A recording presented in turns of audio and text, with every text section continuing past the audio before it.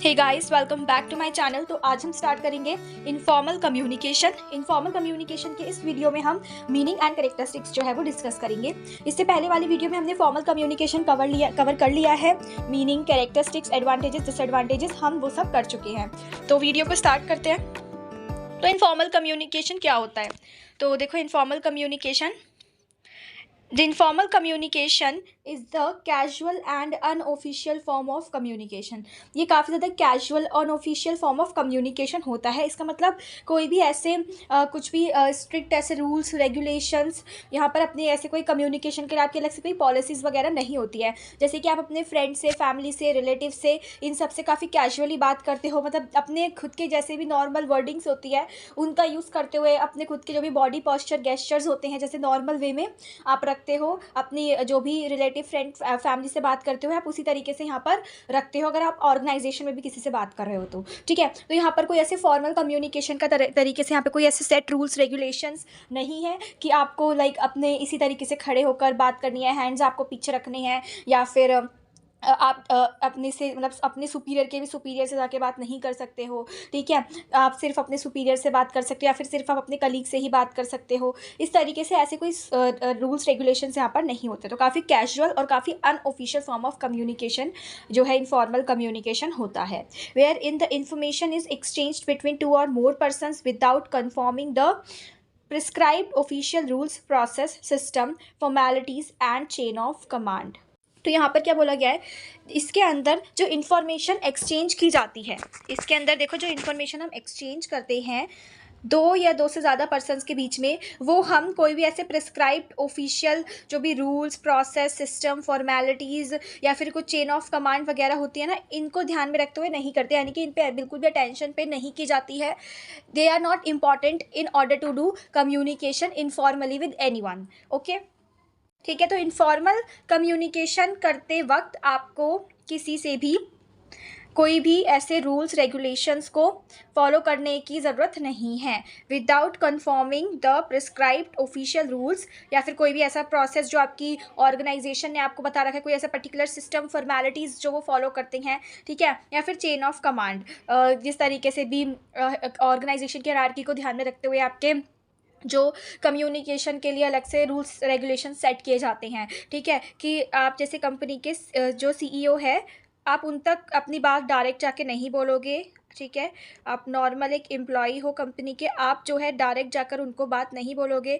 सबसे पहले आप अपने मैनेजर से डिस्कशन करोगे, उनको बताओगे, जो भी डिस्कशन करोगे उनसे उनको बताओगे, एंड देन वो मैनेजर आपकी बात को जो है टॉप लेवल अथॉरिटी जो है अपने ऑर्गेनाइजेशन की उस तक पहुँचाएगा। तो ऐसा कुछ भी इनफॉर्मल कम्युनिकेशन में नहीं होता है, ठीक है। ऐसे कोई भी सेट रूल्स और रेगुलेशंस नहीं है। You can directly proceed to the CEO of the organization, और आप उनसे जो भी इंफॉर्मेशन है या जो भी आपको अपने थॉट्स, आइडियाज़ रखने हैं, उनको डायरेक्ट जाके बोल सकते हो, ठीक है। आगे देखते हैं।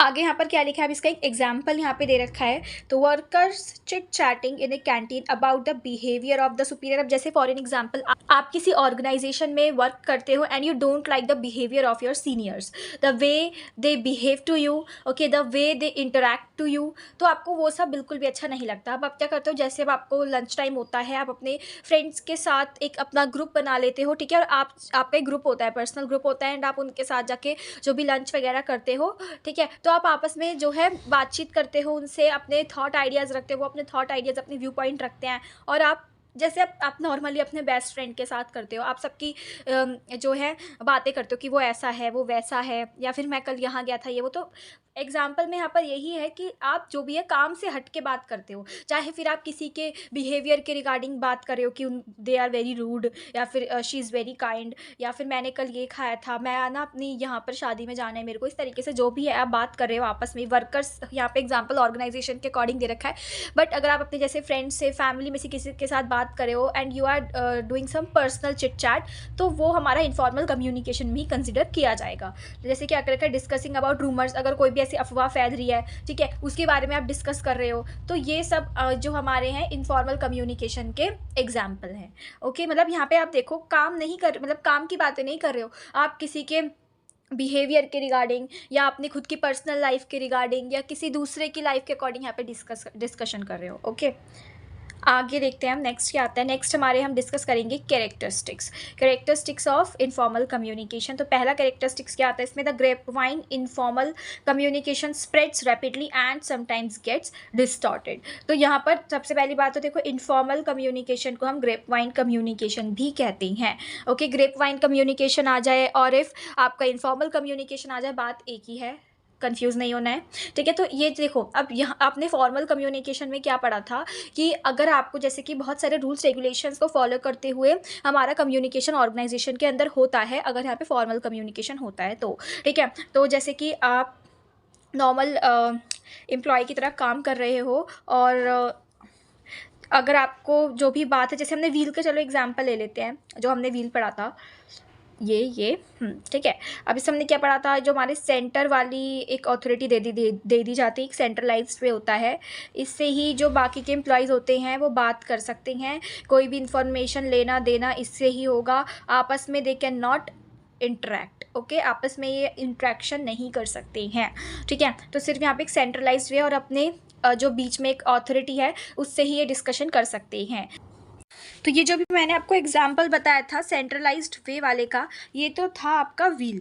ठीक है, और अब मैंने जो आपको बताया था सर्कुलर वाला, सर्कुलर में मैंने आपको बताया था कि आप अपने एडजॉइनिंग पर्सन्स के साथ ही इंटरेक्शन कर सकते हो, उनके साथ ही कम्युनिकेट कर सकते हो।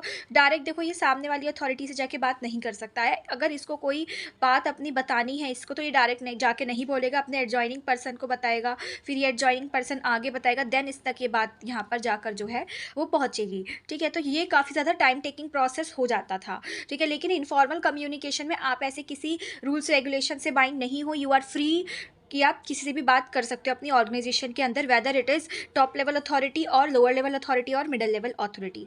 तो यहाँ पर जो हो, आप डायरेक्ट जाकर अपनी बात टॉप लेवल अथॉरिटी तक या फिर जो भी आप किसी से भी ऑर्गेनाइजेशन में जो भी काम कर रहे हो उस तक जाकर बोल देते हो। ठीक है, तो ये जो है स्प्रेड्स रैपिडली, काफ़ी जल्दी से यहाँ पर कम्युनिकेशन होता है, एंड समटाइम्स गेट डिस्टॉर्टेड, और कभी कभार जो भी इंफॉर्मेशन या जो भी थॉट होता है वो भी हमारा डिस्ट्रॉय, उसकी इन्फॉर्मेशन डिस्ट्रॉय हो जाती है, क्योंकि एक सिस्टमैटिक वे यहाँ पर नहीं है, तो रूमर भी काफ़ी जल्दी से यहाँ पर फैलते हैं और हमारी जो इन्फॉर्मेशन है वो डिस्ट्रॉय भी काफ़ी जल्दी से हो जाती है। जैसे कि अब ऐसा कोई रूल रेगुलेशन तो है नहीं, तो ये इसको जाके बोल देगा, ये इसको, और हो सकता है घुमा फिरा के बात इस तक ही आ जाए। ठीक है, तो इस तरीके से यहाँ पे कोई भी सिस्टमैटिक वे नहीं है, तो ऑफकोर्स इन्फॉर्मेशन तो यहाँ पे डिस्ट्रॉय हो ही सकती है। ठीक है, आगे देखते हैं। सेकेंड जो हमारा आता है, it is very difficult to detect the source of such communication. तो इसमें तो हमने तो देखो इसमें पढ़ा था फॉर्मल कम्युनिकेशन में कि सोर्स को डिटेक्ट करना इज़ वेरी इजी, बिकॉज एक सिस्टमैटिक तरीके से हमारी इन्फॉर्मेशन आ रही है। ठीक है, पूरी ऑर्गेनाइजेशन के अंदर एक सिस्टमैटिक तरीके से ये जो है फ्लो हो रही है, तो हमें पता रहेगा कि जो हमारी इन्फॉर्मेशन है वो कौन से कहाँ से हमारी इन्फॉर्मेशन आई है। ठीक है, तो हमें पता लगेगा कि यहाँ पे टॉप लेवल अथॉरिटी से पूरी ऑर्गेनाइजेशन में ये जो है ऑर्डर आया है। ठीक है, जैसे कि अगर किसी स्कूल में, पूरे स्कूल के अंदर एक नोटिस आता है, ठीक है, तो हमें पता रहता है कि वो जो है प्रिंसिपल की तरफ से नोटिस आया हुआ है। तो इसी तरीके से यहाँ पर इनफॉर्मल कम्युनिकेशन में थोड़ा डिफिकल्ट होता है, क्योंकि कोई भी सिस्टमैटिक तरीका नहीं रहता। अभी मैंने बताया था यहाँ पे कोई भी जिगजैग मैनर में हमारी इन्फॉर्मेशन जो है वो फ्लो होती है, तो काफ़ी ज़्यादा डिफिकल्ट होता है ये पता लगाना कि वो जो इन्फॉर्मेशन है वो आखिर स्टार्ट कहाँ से हुई है फ्लो होना, या फिर वो जो सोर्स कौन क्या है उस इन्फॉर्मेशन का। थर्ड यहाँ पर आ जाता है, it also lets to generate rumours which are not authentic. तो ऑफकोर्स यहाँ पर रूमर्स भी बहुत जल्दी जनरेट होते हैं, काफ़ी जल्दी फैलते हैं, अफवाहें तो बहुत जल्दी से फैलेंगी, इस तरीके से सिस्टमेटिक तरीका नहीं होगा। ठीक है, कोई भी मैनर नहीं है कोई भी इन्फॉर्मेशन को कि आपको कोई वैसे रिस्पॉन्सिबिलिटी किसी को भी नहीं दे रखी है। हो सकता है किसी ऐसे पर्सन तक बात ऐसे पहुँच गई है और वो भी उसने उसको सही से समझ नहीं आया है एंड उसने अपनी तरफ से कोई चीज़ें ऐड कर दी और लो बन गया रूमर। ठीक है, तो इन पर भी हम जल्दी से भरोसा नहीं कर सकते हैं। नेक्स्ट यहाँ पर कहता है जो पीपल का बिहेवियर होता है, ठीक है, जो भी हमारी ऑर्गेनाइजेशन के अंदर काम कर रहे हैं, जो भी इंप्लॉइज़ काम कर रहे हैं, ठीक है, जितने भी वर्कर्स हैं, उनका जो बिहेवियर है वो इन रूमर्स या फिर जो भी इनफॉर्मल डिस्कशंस होते हैं इनसे अफेक्ट होता है।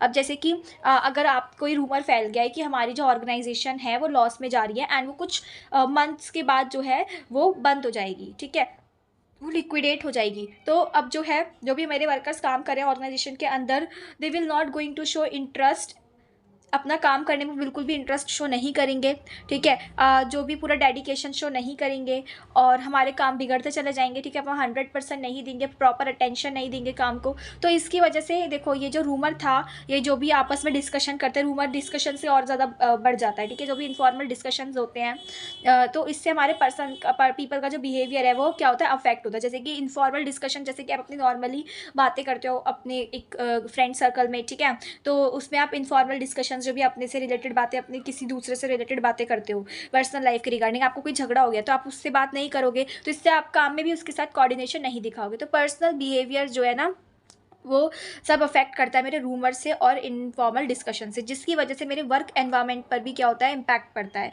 मेरे वर्क एनवायरनमेंट को भी जो है मेरा वर्क एनवायरनमेंट भी अफेक्ट होता है। ओके, तो फिर नेक्स्ट देखते हैं हमारा कैरेक्टरिस्टिक्स क्या आता है।